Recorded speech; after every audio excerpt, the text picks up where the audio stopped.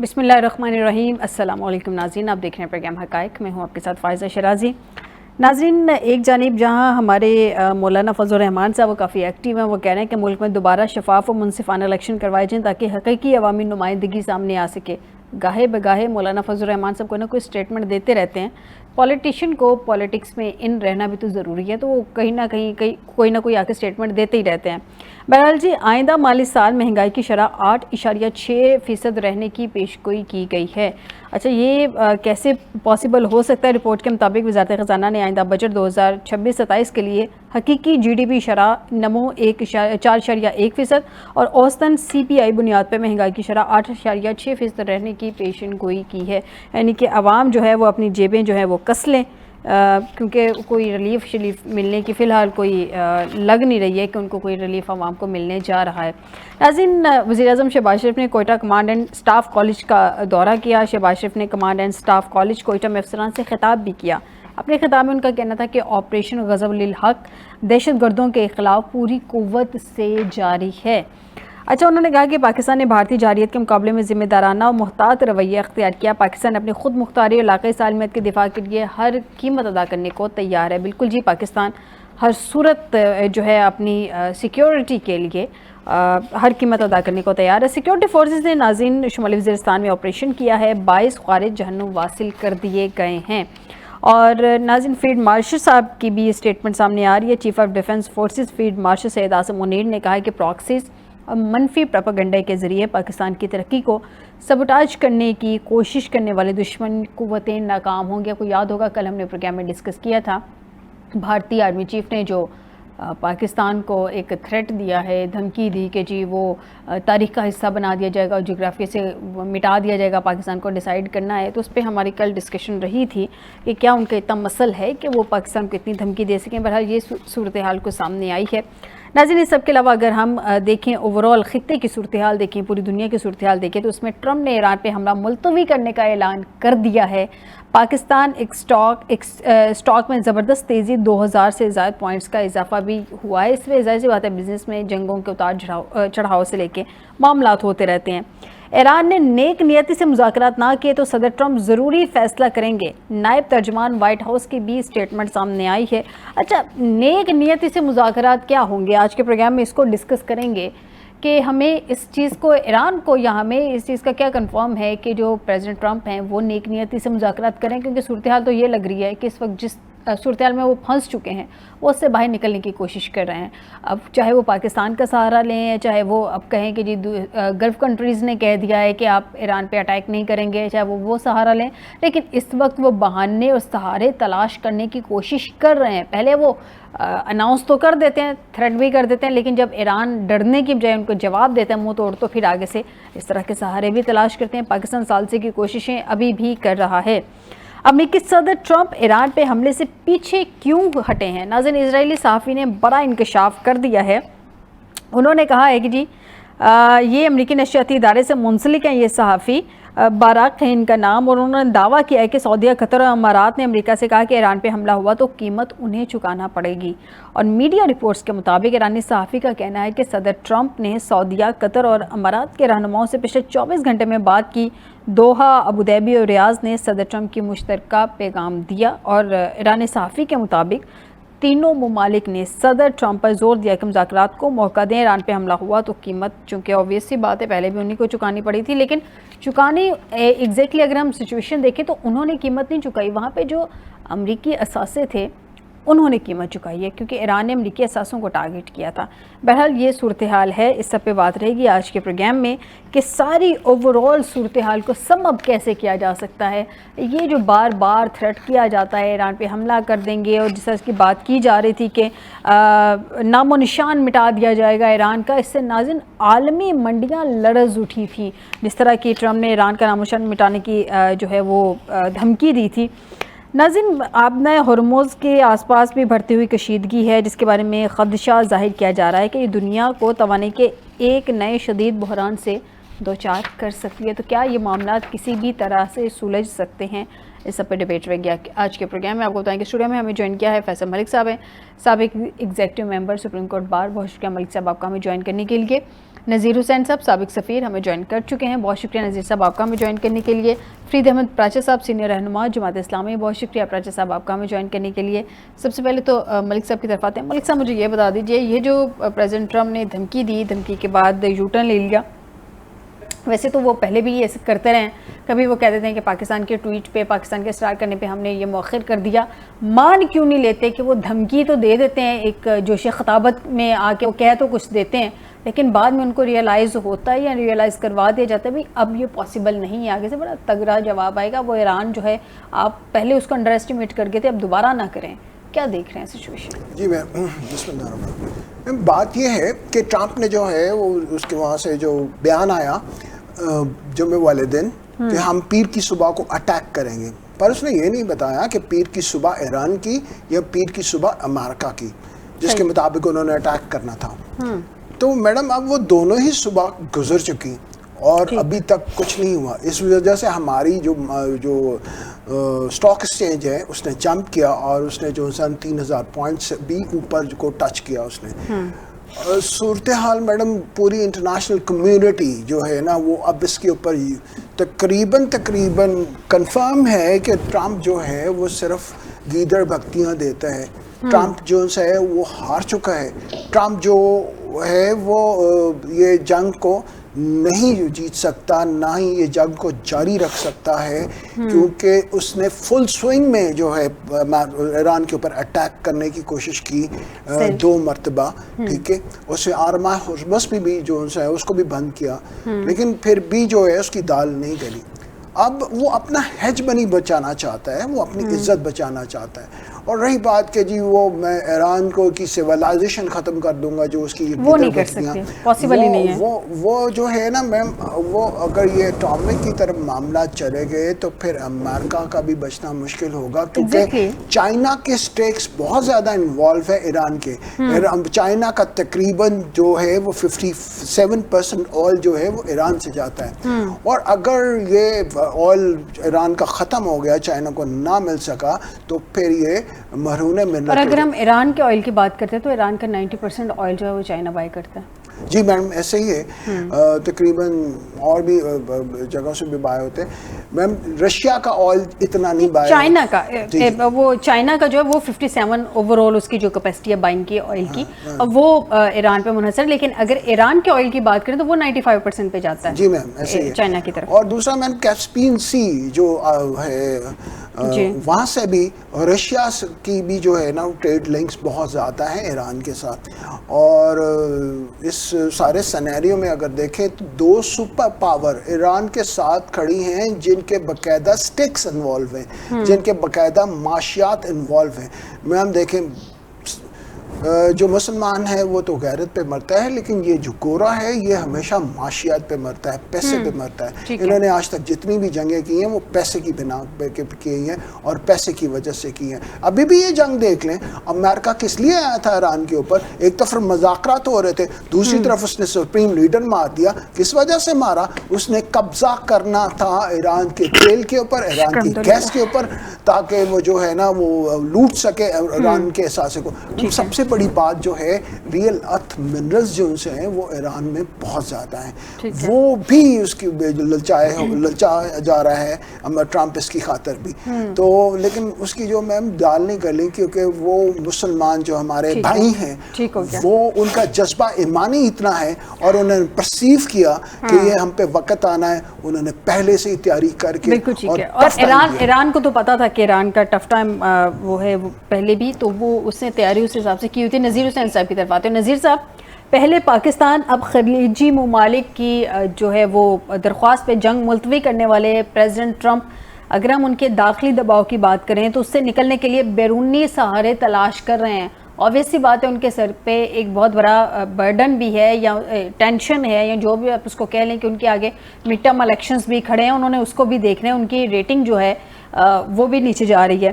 آپ کے خیال میں کیا واقعی یہ صرف سہارے تلاش کر رہے ہیں؟ یہ جو ادھر ادھر کی باتیں کی جاتی ہیں, کبھی پاکستان کی بات کر دی جاتی ہے, کبھی اب گلف کنٹریز کی بات کر دی جاتی ہے, یا پھر واقعی جنگ سے بچنا چاہ رہے ہیں؟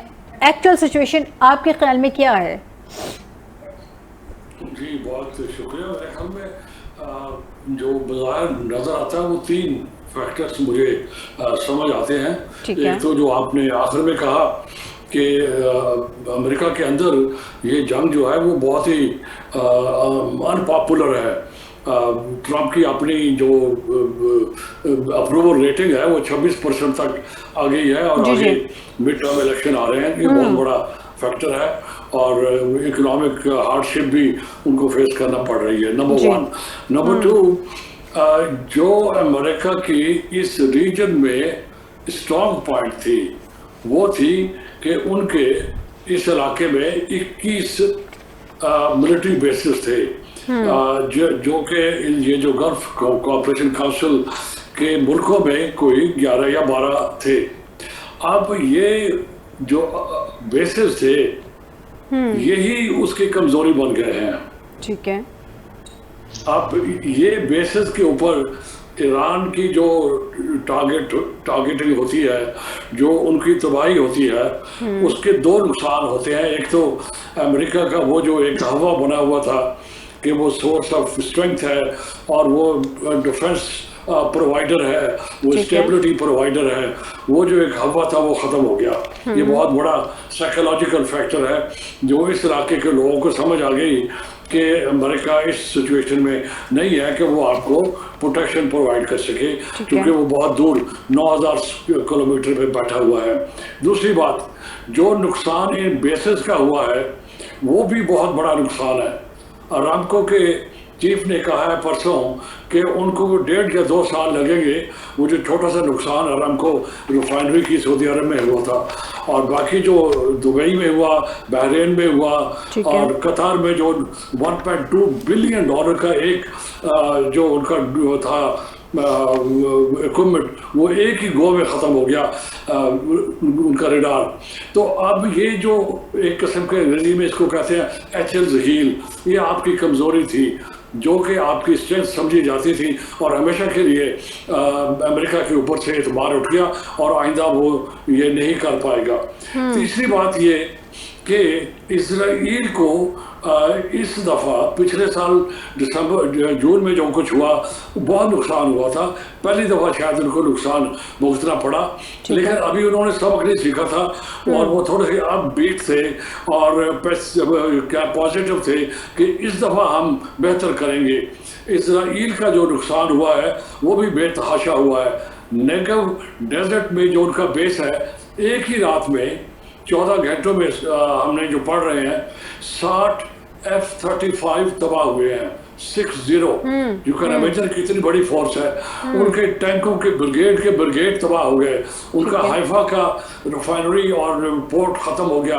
ان کے 7 سے زیادہ سینئر ملٹری آفیسرز تباہ ہو گئے. کمانڈ اینڈ کنٹرول تباہ ہو گئے. یہ پہلی دفعہ ہوا ہے تاریخ میں پچھلے 60-70 سالوں میں کہ کسی ملک نے اسرائیل کو اتنا بڑا نقصان پہنچایا ہے. فائزہ, یہ کبھی نہیں ہوا. 73 کی جنگ جو بڑی ہوئی تھی اس میں بھی ایجپٹ تھا, سیریا تھا, عراق تھا, باقی لوگ بھی تھے, اس میں اتنا بڑی نقصان نہیں پہنچا سکے تھے. تو یہ 3 میجر ڈیفائننگ فیکٹرز تھے جو کہ جنہوں نے مجبور کیا پریزیڈنٹ ٹرمپ کو کہ وہ جسے کہتے ہیں کہ امن کو چانس دیں, یا ڈسکشن نیگوشیشن کو یا ڈپلومیسی کو بھی چانس دیں. لیکن اگر ہم یہ سمجھ رہے ہیں کہ امریکہ کی پاور اتنی نہیں ہے, آپ یوگوسلاویا کو یاد کر لیں. یوگوسلاویا ودن 72 آورز اسٹون ایج میں چلا گیا تھا جب امریکہ نے کیا, اور وہ آج 8 ملک بن چکے ہیں, یہ 7 ملک یوگوسلاویا بن چکا ہے. تو میرا نہیں خیال کہ اسی طرح ٹاٹ کرنی چاہیے. بات یہ ہے کہ سب کو مل کے پیس کے لیے, امن کے لیے اور بھائی چارے کے لیے ہونی چاہیے. لیکن ایک میں عرض کر دوں, یہ جنگ بند ہوئی ہے, یہ کانفلکٹ ریزالو نہیں ہوا ابھی. آپ دونوں میں آپ فرق محسوس کریں, یہ بہت بڑا ایشو ہے. اسرائیل پیچھے نہیں ہٹا, وہ پیچھے نہیں ہٹے گا. وہ بریدنگ اسپیس اس نے لیا ہے, اور آگے جا کے ہم ڈسکشن کر لیں گے اگر آپ چاہیں گے کہ وہ کس طرف جانا چاہ رہا ہے اور کیوں جانا چاہ رہا ہے. بالکل ٹھیک ہے, اس پہ آگے جا کے ڈیبیٹ کرتے ہیں. میں پراچا صاحب سے ان کا پوائنٹ جانوں. پراچا صاحب, جیسے نذیر حسین صاحب نے بڑا مین پوائنٹ ابھی ریز کیا کہ یہ جنگ بندی ہوئی ہے, جنگ ابھی رکی ہے, لیکن جو ایکچوئل ایشو ہے, ایکچوئل کانفلکٹ ہے, وہ ریزالو نہیں ہوا. تو یہ جب تک ایکچوئل ایشو ریزالو نہیں ہوگا تب تک خدا نخواستہ یہ تو جو ہے ایک خطرے کی گھنٹی کسی بھی وقت میں بج سکتی ہے. جیسے پریزیڈنٹ ٹرمپ ایک انہوں نے ٹائم لیمٹ نہیں دی ہے جنگ بندی کی, لیکن اس کے باوجود وہ ہر دوسرے تیسرے دن اس طرح کے سٹیٹمنٹ دے دیتے کہ جیسے وہ ابھی ایران پہ اٹیک کر دیں گے, کل کر دیں گے, پرسوں کر دیں گے, ایران کو یہ کر دینا ہوگا, ایران کو وہ کر دینا ہوگا. ایسی صورتحال میں جب ایران چاہ رہا ہے کہ ایک اس طرح کی جنگ بندی ہو جو کہ مطلب جس کے باقاعدہ طور پہ حتمی طور پہ کچھ ریزلٹس نکل سکے, لانگ ٹرم میں اس کے کچھ ریزلٹس نکل سکیں, اور بار بار یہ تھریٹننگ سٹیٹمنٹ نہ ہو, مستقل حل ہو, آپ کے خیال میں یہ کیسے پاسبل ہوگا؟ بسم اللہ الرحمن الرحیم. فائزہ, آج ٹرمپ نے لفظ ہمیشہ کے لیے جنگ بندی کا بھی استعمال کیا ہے جی, اور وہ کہتے ہیں نا یہاں تک تو پہنچے وہ مجبور ہو کر.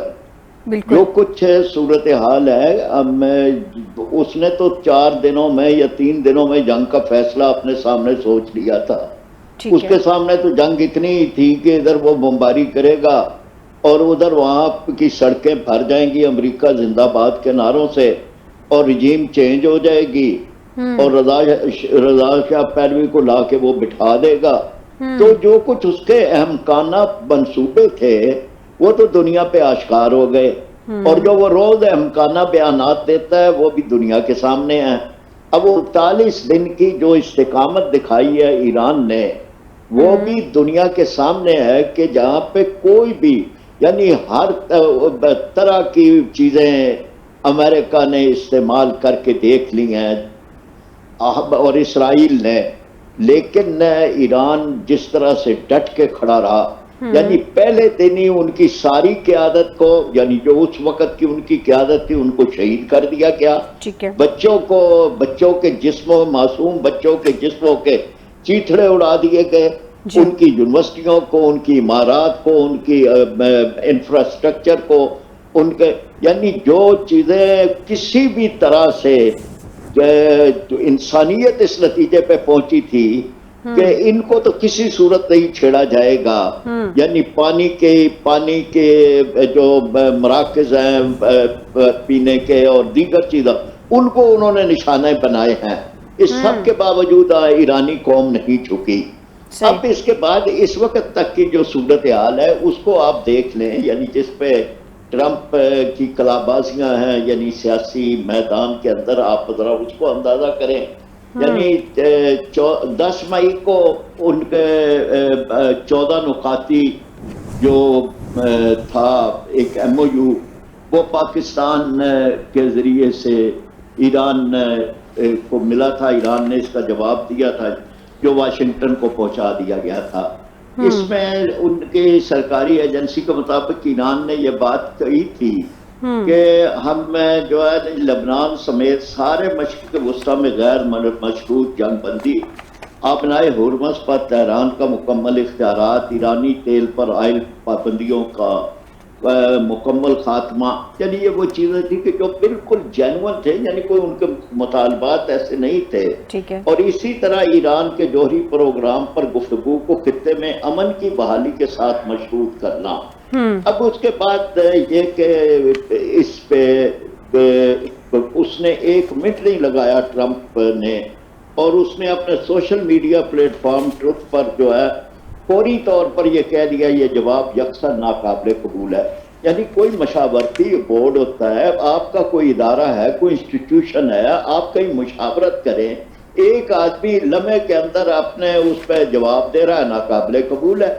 اور اس کا اب جہاں تک یہ پہنچے ہیں, میں یعنی بہت ساری چیزوں کو شارٹ کرتے ہوئے, یعنی معاملات کئی دفعہ پاکستان کے ذریعے اب جب انہیں یہ اندازہ ہو گیا کہ وہ جو سعودی عرب اور قطر اور حتیٰ کہ متحدہ عرب امارات وہ بھی اب اس طرح ساتھ دینے کے لیے تیار نہیں ہیں. وہ یہ سمجھتے ہیں کہ جی آپ فیصلے آپ کریں گے रद्द अमल हम भुगतेंगे। Exactly. हमारी जो है वो हमारी ऑयल रिफाइनरी तक जो है वो इसका निशाना बनेगी। और उसके साथ ये है कि हमें मईशत तो हमारी तबाह होगी। आप अगर उनकी ऑयल फील्ड को और ऑयल रिफाइनरी को निशाना बनाएंगे तो जवाब के अंदर तो हम उसका शिकार होंगे।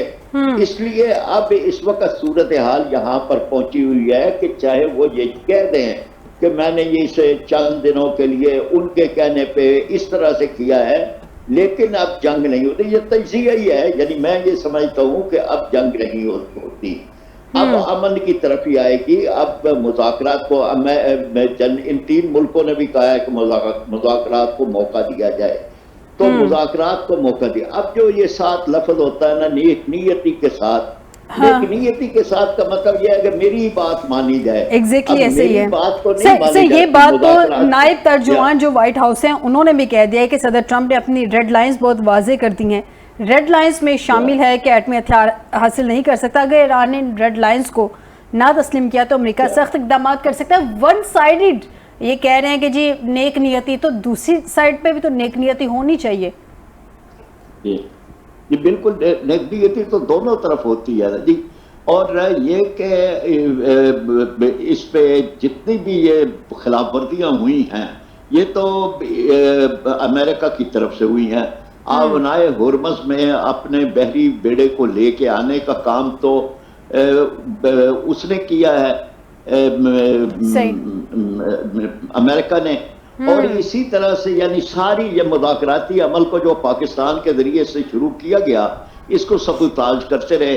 कोई भी ऐसा मुज़ाकराती अमल के जिसमें धमकियां भी साथ चल रही हो वो तो कभी भी कामयाब बिल्कुल सही कह रहे हैं प्राचा साहब। आपकी जान दोबारा आती हूँ कि कोई भी ऐसा मुज़ाकराती अमल जिसमें साथ साथ धमकियां चल रही हो वो कामयाब नहीं होता, या उस तरह से कामयाब नहीं होता जिस तरह से देखना चाहते हैं सब। मलिक साहब, ईरान नेक नीयती से अगर मुज़ाकरात नहीं करता तो कहा जा रहा है कि सदर ट्रंप ज़रूरी फ़ैसला करेंगे। एक तो आपके ख्याल में सदर ट्रंप का ज़रूरी फ़ैसला क्या होगा कि वो दोबारा ईरान पे अटैक करेंगे, और दूसरा ये नेक नियति का पैमाना किस तरह से मेजर किया जाएगा कि नेक नियति क्या है? जी मैडम, बात बड़ी सिंपल सी है। अगर जो है ना ईरान उसको अमेरिका को लूट खसूट करने दे अपने मुल्क के अंदर और उसको जो है ना अपने ऑयल के ऊपर कब्जा करने दे, तो ये नेक नीति है। ये नेक नीति है। उसको पेट्रोलियम के ऊपर कर्जा करने दे, जो चीजें अमेरिका की डिमांड है अगर ईरान वो करता जाता है तो वो नेक नीति है। अमेरिका की डिक्शनरी में नेक नीति तो वो है जो उनको फायदा देती है। सर तस्लीम खम कर लेना उनके सामने। इसके अलावा भी मैडम वो जो है ना सर तस्लीम खम अगर इतना हो तो फिर भी कोई मजाक का नहीं है। वो तो सर तस्लीम खम भी है और साथ पैसे भी दे उनको, साथ जो उनसे ना पेट्रोल और गैस ईरान नहीं करेगा। ईरान क्यों सर झुकाएगा उनके सामने? ईरान तो नहीं झुका सकता। मैडम ईरान ने तो साबित किया है कि वो जंग जीत चुका है। आप जो है आर्मा हॉर्मस पे जो है वो जो इनके डिस्ट्रॉयर शिप्स जो हैं जो ये शाया नहीं करते, बाकायदा फिल्टर्स लगे हुए हैं गूगल के ऊपर और बहुत सारे मॉड्यूल्स लगे हुए हैं। ये अगर पता लग जाए कि जो है ना एक्चुअल जंग की क्या सिचुएशन है तो आप यकीन माने कि ईरान जंग अमेरिका से जीत चुका है। जी ठीक हो गया, बस पॉइंट इतना ही आपका। जी मैडम, दूसरी बात मैडम ये है कि ये जो आपने बात की कि वो जो ट्रंप जो किस तरह से ये फर्दर करेगा या जंग करेगा, क्या देखें दोबारा अटैक करेगा, दोबारा अटैक करेगा, तो मैडम वो कभी भी दोबारा अटैक नहीं करेगा। तो ये क्या है ये इस वजह से मैडम ये दोबारा अटैक नहीं करेगा क्योंकि उसने अटैक जो करने थे वो कर लिए और उसका नतीजा भी अमेरिका ने देख लिया और अब जो है ना उसके पास ऑप्शन यही रह जाती है एटॉमिक की, और एटॉमिक की अगर ऑप्शन इस्तेमाल करता है तो उसे भी पता है तो उसका भी सर्वाइवल मुमकिन नहीं है क्योंकि इस तरह से रशिया और जो है ना वो चाइना भी बहुत अफेक्ट होंगे और पूरी दुनिया में जो है ना वो एक किस्म का कैओस पैदा हो जाएगा, फूड स्केर्सिटी पैदा हो जाएगी और जो है ना गैस नहीं अगर मिलेगी तो फर्टिलाइजर्स नहीं चलेंगी, फर्टिलाइजर कंपनीज नहीं चलेंगी और फर्टिलाइजर्स नहीं बनेंगी तो फिर जो है फूड स्केर्सिटी हो जाएगी, लोग भूखे मरने शुरू हो जाएंगे। बिल्कुल ठीक है। ये मैडम कभी भी जो है ना अमेरिका इस तरफ नहीं जाएगा। ठीक हो गया, एक ब्रेक की तरफ जाते हैं, ब्रेक से वापस आते हैं। तो ये जो पॉइंट अभी मलिक साहब ने रखा है एटॉमिक का कि क्या अमेरिका ये ऑप्शन यूज़ कर सकता है या नहीं कर सकता, इस पे बात करेंगे लेकिन इस ब्रेक के बाद।